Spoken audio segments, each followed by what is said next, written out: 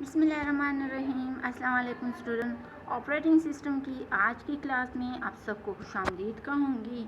आज की क्लास में हम बैंकर एल्गोरिथम्स को डिस्कस करेंगे कि बैंकर एल्गोरिथम होता क्या है, किसके लिए हम इसको यूज़ करते हैं, एंड ये सारा काम हम करेंगे विद एग्ज़ाम्पल के थ्रू आपको समझाएंगे।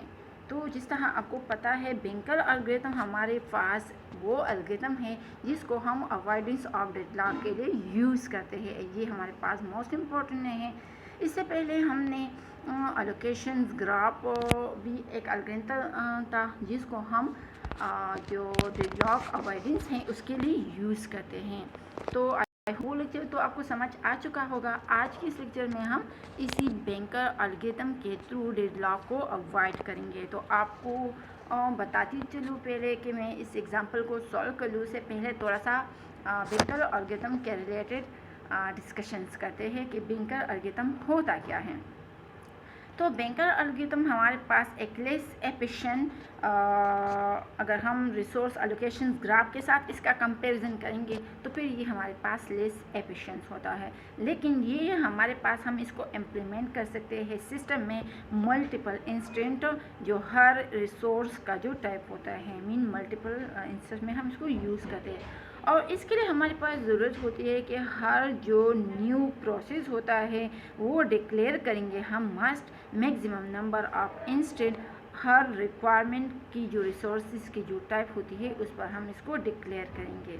जब आप एक प्रोसेस का रिक्वेस्ट करते हैं सर्टेन रिसोर्स के लिए तो सिस्टम डिटरमाइन करेगा कि वेदर द अलोकेशन ऑफ ये रिसोर्स जो है ये लीव करेगा सिस्टम को and safe state, unsafe state, कौन से स्टेट मीन करेगा। लेकिन यहाँ पर हम इसको इंश्योर करेंगे कि ये रिसोर्सेज हम जो है लीव करेंगे सिस्टम में सेफ स्टेट में। तो अगर ये सेफ स्टेट में होगा तो it will the resource are allocated, हम फिर उसको अलोकेट करेंगे। Otherwise the process must wait until some other process release the resource.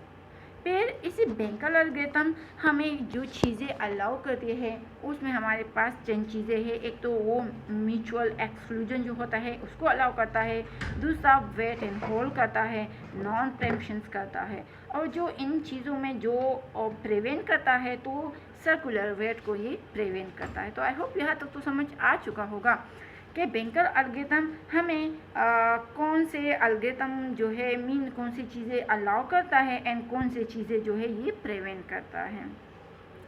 और जो यूज़र हैं प्रोसेस करेगा सिर्फ एक रिक्वेस्ट को एक रिसोर्स के लिए एक ही टाइम में, ये तो आप लोग ऑलरेडी पढ़ भी चुके हैं। लेकिन सिस्टम ग्रांट करेगा रिक्वेस्ट सिर्फ एक के लिए जब वो रिक्वेस्ट रिजल्ट करेगा सेफ स्टेट में। तो इस टाइम में फिर हमारे पास जो ये एल्गोरिथम है हम इसको यूज़ करेंगे मुख्तलिफ़ किस्म के डेटा स्ट्रक्चर्स के लिए कि हम उसमें इस डेडलॉक अवॉइडेंस के लिए इसको इम्प्लीमेंट कर लें।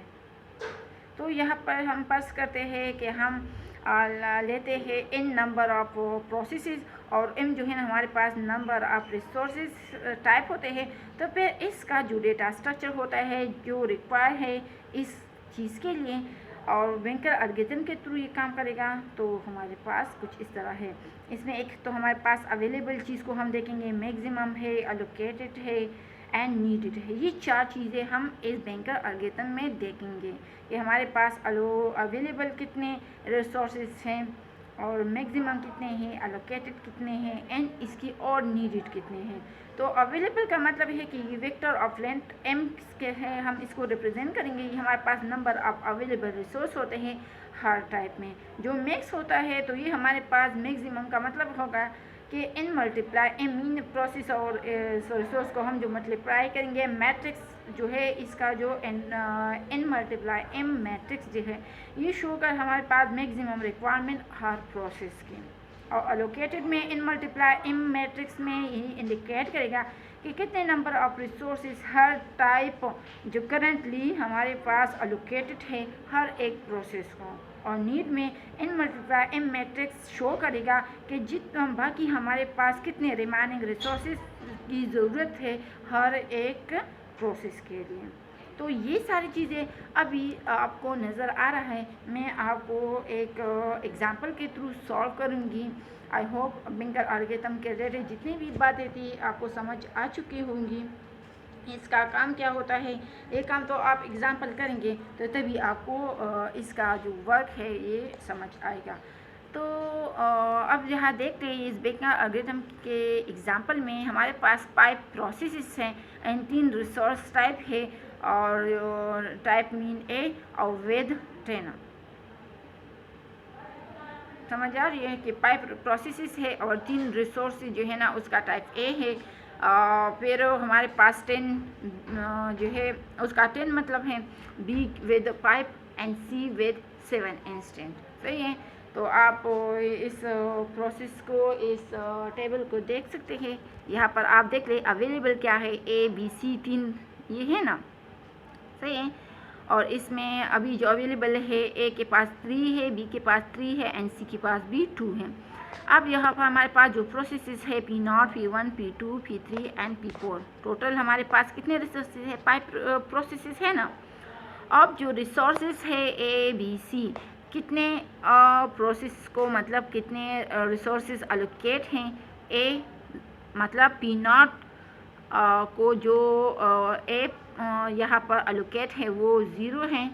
P0 को B जो अलोकेट है 1 है एंड P0 को C जो अलोकेट है वो 0 है। इस तरह ये P1, P2, P3, P4 के लिए भी इस तरह इन प्रोसेसेस के लिए ये अलोकेशंस रिसोर्सेज हैं। और जो मैक्सिमम है यहाँ पर तो हमारे पास ए बी सी। सही है। मतलब अभी इतने तो उसको अलोकेट हो चुके हैं, लेकिन ज़्यादा से ज़्यादा तो जो वो है तो P0 में एक के पास 7 है, P0 में B के पास मैक्सिमम में 5 है एंड P0 में C के पास 3 है एंड इस तरह बाकी भी इस तरह है। तो अब यहाँ पर एक क्वेश्चन अराइज होता है कि is this a safe state. हम इसको अब सॉल्व करेंगे तो ये सारे क्वेश्चन के आंसर आपको यहाँ पर मिल जाएंगे। तो चलो स्टार्ट करते हैं और इस एग्जांपल को सॉल्व करते हैं। बाकी प्रोसेस अलोकेशन मैक्सिमम की समझ तो आ गई है ना। अच्छा, अब हम इसको करेंगे कि आया ये जो है ना हमारे पास एज ए सेफ सीक्वेंस में है। तो जिस तरह आप लोगों ने यहाँ अलोकेशन एंड मैक्सिमम ये सारी चीज़ें तो देख ली ना। अब यहाँ पर हमारे पास बाकी कितनी की ज़रूरत है। अच्छा, नीड को अब आप लोग किस तरह कैलकुलेट करोगे। तो यहाँ पर आप अलोकेशन में देख ले P0 में एक के 0 है, बी के पास 1 है एंड सी के पास 0 है और मैक्सिमम इसके पास 7 है, बी में 5 है एंड सी में। तो अब हम नीड को निकालेंगे तो आप लोगों ने मैक्स माइनस अलोकेशंस करना है। तो उसके तरह आपके पास नीड आ जाएगा कि कितने बाकी इनके पास ज़रूरत है। तो जिस तरह हमारे पास मैक्सिमम में ए के पास जो 7 है, हम 7 से एलोकेशन में ए में जो 0 है इसको माइनस करेंगे तो हमारे पास 7 आते हैं ना। तो ए में 7 नीड में आ गया है। इस तरह 5 - 1 4 आता है एंड 3 - 0 तो 3 आता है ना। इस तरह P1 में ज़रा देख ले तो P1 में हमारे पास जो मैक्स में 3 माइनस एलोकेशन में 2 तो हमारे पास 1 आता है। इस तरह 2 - 0 2 आता है एंड 2 - 0 2 आता है। P2 को ज़रा देख ले तो इसमें 3 और वो जो मैक्सिमम है उसमें 9 है ना। तो 9 - 3 हमारे पास 6 आते हैं। 0 - 0 0 आता है एंड 2 - 2 2 आता है। तो नीट ये हो गई ना। यहाँ पर हमारे पास 600। अब ज़रा P3 को देख ले कि 2 - 2 0 आता है, 2 - 1 1 आता है एंड 2 - 1 1 आता है। तो 0 1 1 आता है। फिर P4 को ज़रा देख ले तो 4 - 0 4 आता है, 3 - 0 तो 3 आता है एंड 3 - 2 1 आता है। तो ये हमारे पास आप लोग जब नीड निकालेंगे बैंकर एल्गोरिथम में तो वो इसी तरह से कि आप मैक्स माइनस एलोकेट करेंगे तो इस तरह ये आपके पास नीड आएंगे। अच्छा, अब आपके पास अवेलेबल एलोकेशन मैक्सिमम नीड सारा टेबल कंप्लीट हो गए हैं। अब हम इसको जो है डेडलॉक अवॉइडेंस वो करेंगे। तो किस तरह करेंगे कि अब पहले तो चेक करेंगे कि आया ये हमारे पास सेफ स्टेट में है, सेफ सीक्वेंस में है या हमारे पास अनसेफ है। और आपको ऑलरेडी पता है कि जब हमारे पास हमारे सिस्टम सेफ स्टेट में होगा तो फिर वहाँ पर डेडलॉक की कोई गुंजाइश नहीं है। लेकिन अगर हमारा सिस्टम अनसेफ स्टेट में जाता है तो फिर डेडलॉक की गिनती बचती है। ओके, अच्छा, अब हम यहाँ पर इसी का देखेंगे कि हमारे पास आया सेफ स्टेट में है, अनसेफ स्टेट में है या इसका सेफ सीक्वेंस क्या है। तो हम पहले यहाँ स्टार्ट करते हैं। अब ज़रा नीड में देख ले 743 हैं। अच्छा, नीड हमारे पास इतनी है और अवेलेबल आपके पास क्या है 332 है। तो देख ले ये आया इनके साथ वो है कि नहीं। तो यहाँ पर हम इसको जो सॉल्व करेंगे तो आप लोगों ने इन दोनों को क्या करना है, यहाँ पर 743 जो नीड है उसको उठाओगे एंड जो आपके पास अवेलेबल है उस दोनों को ज़रा कंपेयर करोगे। आया इफ 743 लेस देन इक्वल है 332, आया इससे छोटा है, बराबर है इसके। तो आप देखें कि हमारे पास 3 जो है ना वो तो 7 जो है 3 से बड़ा है ना, 4 भी 3 से बड़ा है एंड 3 भी 2 से बड़ा है, तो वहाँ पर 9 है ना। तो देन 332 प्लस 01 ज़रा देख ले कहाँ पर है। अच्छा, यहाँ पर देख ले P0 में 010 में, तो मीन ये हमारे पास फिर गलत हो गया ना। तो ये जब वो गलत है तो मीन कि इन दोनों को जब हम जो है प्लस करेंगे, तो जब प्लस करेंगे कि 332 प्लस 010 तो 2 और 4 एंड 3 आता है ना।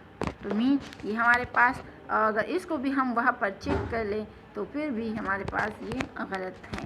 तो मीन यहाँ पर क्या है कि ये हमारे पास यहाँ पर गलत है, तो हम इसको छोड़ेंगे एंड हम क्या करेंगे नेक्स्ट स्टेट में जाएंगे। और नेक्स्ट स्टेट जो है ना हम क्या करेंगे, मीन उसको हम प्रोसेस नहीं करेंगे। सही है, हम अपने एलोकेशंस को देखेंगे ना। एलोकेशंस ग्राफ में आई होप आपको वो क्लियर हो चुका होगा, उसी तरह सारा प्रोसेस है। तो अभी हमारे पास ज़रूरत अब अवेलेबल इतने हैं और हमने अब इनको किस को देना है कि हमारे पास एक सेफ सीक्वेंस आ जाए। तो अब देखें हमने उस P0 को प्रोसेस नहीं किया, सही, क्योंकि वो उससे मतलब सही नहीं आ रहा था। अब हम जब सेकंड को देखेंगे, इसमें हमारे पास है 112, इसको कंपेयर करेंगे अवेलेबल के पास के आया हमारे पास जितनी ज़रूरत है आए ये अवेलेबल को वो करता है कि नहीं। तो देख ले कि 122 less than 331, 1 less than 3, 2 less than 3, 2 less than तो नहीं है लेकिन इक्वल तो है ना। तो यहाँ पर क्या है कि यस, तो हम जब 332 प्लस और 20 यहाँ पर देख ले P1 में और लोकेशन में 200, इसको हम जब प्लस करेंगे तो हमारे पास आता है 235। जब 235 है तो हमारे पास क्या आता है 532 आता है ना। सही है, ये चीज़ें हम जो है ना यहाँ पर क्या करेंगे इसके साथ चेंज भी करेंगे। तो अब देखिए यहाँ पर हमारे पास जो है पाइप, ये यहाँ पर हम यहाँ पर इसको अपडेट करेंगे। सही है, अब देखें ना ये हमारे पास सही आ रहा है कि 122 एंड ये सही है। तो यहाँ पर हमने वो कर दिया तो 532 आ गया। तो 532 को हमने वहाँ पर अवेलेबल में अपडेट कर दिया है। सही है, अब हम अपने इस प्रोसेस को वहाँ पर इनके साथ कंपेयर करेंगे। सही है, तो मीन यहाँ पर हमारे पास P1 कंप्लीट हो गया है। तो यहाँ पर हम लिखेंगे कि ये P1 जो है ना हमारे पास एज ए सेफ सीक्वेंस में आ गया है। इसके बाद हम नेक्स्ट को प्रोसेस करेंगे और नेक्स्ट में हम जो है क्या है कि हमारे पास P1 कंप्लीट हो गया। तो मीन जब वो कंप्लीट हो गया तो उसकी जगह हम क्या करेंगे 00 को हम लिखेंगे, मतलब 122 की जगह हम 00 डाल देंगे ना। मीन कि हमारे पास ये प्रोसेस जो है कंप्लीट हो गया है। तो अब इसके बाद हम 600 को कंप्लीट करेंगे और इसको हम इस अवेलेबल के साथ कंपेयर करेंगे। तो देख लें कि 600 लेस देन इक्वल है 532।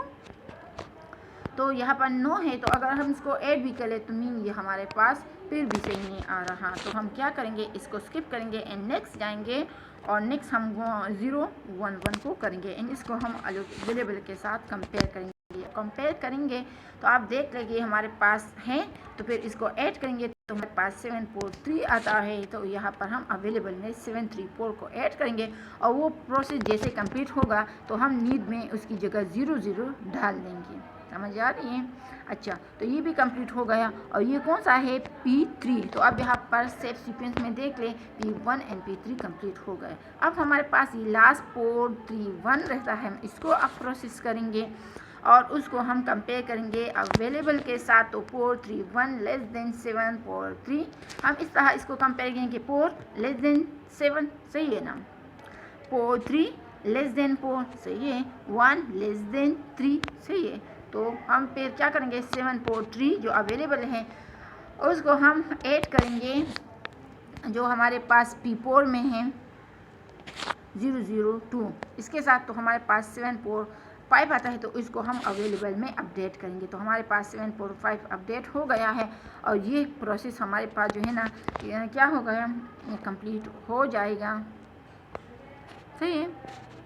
तो यहाँ पर हमारे पास कंप्लीट हो जाएगा, तो क्या आ जाएगा यहाँ पर सेफ सीक्वेंस में P4 आ जाएगा। फिर सेफ सीक्वेंस में ये हमारे पास 4 आ जाएगा। फिर हम जो हमारे पास जो प्रोसेस नहीं हुए हम फिर वहाँ पर जाएंगे एंड इसको करेंगे एंड अवेलेबल के साथ कंपेयर करेंगे। यहाँ पर भी हमारे पास 755 आता है, तो ये सही है, तो इसको हम फिर अवेलेबल में डाल देंगे और वो भी प्रोसेस हमारे पास कंप्लीट हो गया है सही है। और फिर इसके बाद हमारे पास P2 की बारी है, तो जैसे कौन कौन सा प्रोसेस होता है हम सेफ सीक्वेंस में इसको लिखेंगे। मीन ये सारा काम जो हम करेंगे इसी सीक्वेंस में करेंगे तो फिर हमारे पास डेडलॉक नहीं होगा। मीन क्योंकि ये एल्गोरिथम हमारे पास डेडलॉक अवॉइडेंस के लिए है ना, तो इस तरह हम प्रोसेस करेंगे तो फिर हमारे सिस्टम में डेडलॉक नहीं आएगा। तो हम अब P2 को करेंगे एंड 600 को 755 के साथ कंपेयर करेंगे और जब इसको हम कंपेयर करेंगे तो आप देख सकते हैं कि ये हमारे पास जो इसकी कंडीशन है ये सही है कि 600 लेस देन इक्वल है 755 और फिर इसको हम ऐड करेंगे जो ऐड करेंगे उस प्रोसेस के साथ देखें P2 302 के साथ ऐड करेंगे तो हमारे पास 1057 आता है। इसको हम अवेलेबल में अपडेट करेंगे तो मीन ये हमारे पास जो है हो गया है ठीक है। तो हमारे पास अवेलेबल 1057 आ जाता है और ये हमारे पास कंप्लीट हो जाता है और इसका जो सेफ सीक्वेंस आ जाता है वो हमारे पास क्या होता है, safe sequence P1 P3 P4 P0 and P2 okay. तो ये जैसे हम कंप्लीट कर लेंगे तो आपके पास ये प्रोसेस आ जाएगा। बहुत ही सिंपल तरीका है, आप लोग सारा बैंकर एल्गोरिथम इसी के थ्रू फॉलो करेंगे। तो अभी ये हमारे पास एक प्रोसेस था, अगर हम इसको कोई और तरीके से करते तो इसमें फिर हमारे पास डेडलॉक आ जाता था, लेकिन अभी हमने जो ये सीक्वेंस निकाली है तो ये सेफ सीक्वेंस है। मीन इसी के थ्रू हम अपना एल्गोरिथम चलाएंगे, सिस्टम को प्रोसेस करेंगे तो फिर हमारा सिस्टम में डेडलॉक नहीं आएगा। तो आई होप स्टूडेंट आज की बैंकर एल्गोरिथम्स की लेक्चर आपको समझ आ चुका होगा एंड एग्जाम्पल के थ्रू तो फिर बहुत ही क्लियर हो चुका होगा। इंशाल्लाह कल एक नए लेक्चर के साथ मिलेंगे और इस लेक्चर्स को मिस नहीं करना, ज़रूर देखना है, पूरा देखना है एंड शेयर भी करना है, सब्सक्राइब भी करना है। कल इंशाल्लाह एक नए लेक्चर के साथ मिलेंगे, तब तक के लिए अल्लाह हाफिज़।